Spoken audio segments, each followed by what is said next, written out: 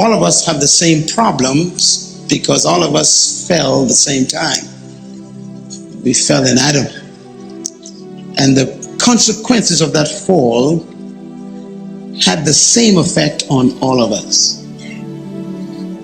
We call it sin.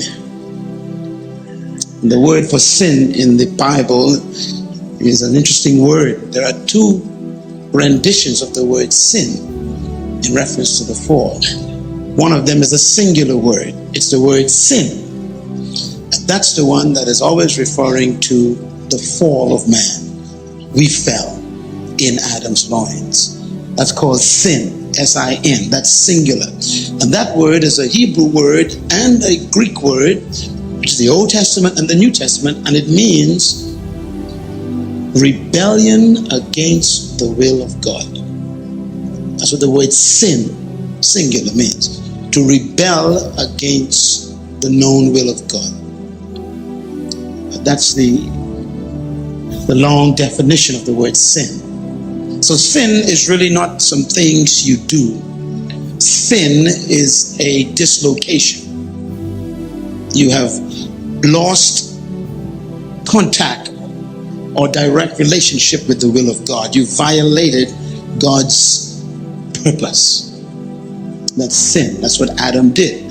Adam stepped out of relationship with God. So he stepped out of position with God. He lost his position of relationship. Is that clear? Are you sure? It's very important to understand that. So when the Bible says Adam sinned, it meant that he moved from a position that had him in right relationship with God. So he broke the will of God, the purpose of God, the desire of God. He violated God's will for man. That's called sin. That is why that sin is called unrighteousness. Write that word down, please. Let's give you some words to prepare you for our teaching tonight. So you can hold the tape if you want to, or you can have this fine. This is good stuff, so you keep it on tape if you wish. But I'm not beginning the teaching yet. I just want to lay a foundation here. So we have sin. Sin is what? Rebellion against the will of God. Now, righteousness and unrighteousness was the result of sin. Unrighteousness gets its meaning from righteousness. So what is righteousness? Now the word righteous is from the word right, obviously, but it's not a real, that's not a theological word. The word righteous is a legal word. It's found in the courts. In the Bible is a very legal book in the sense of as it relates to God. God deals in rights. So the word righteous has to do with right positioning.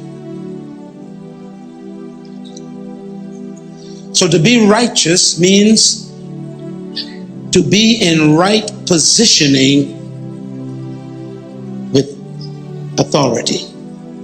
In this case, the authority is God. Is that clear? So to be righteous then has nothing to do with how you dress. Righteousness, and you got to study this word because a lot of people have messed up this word.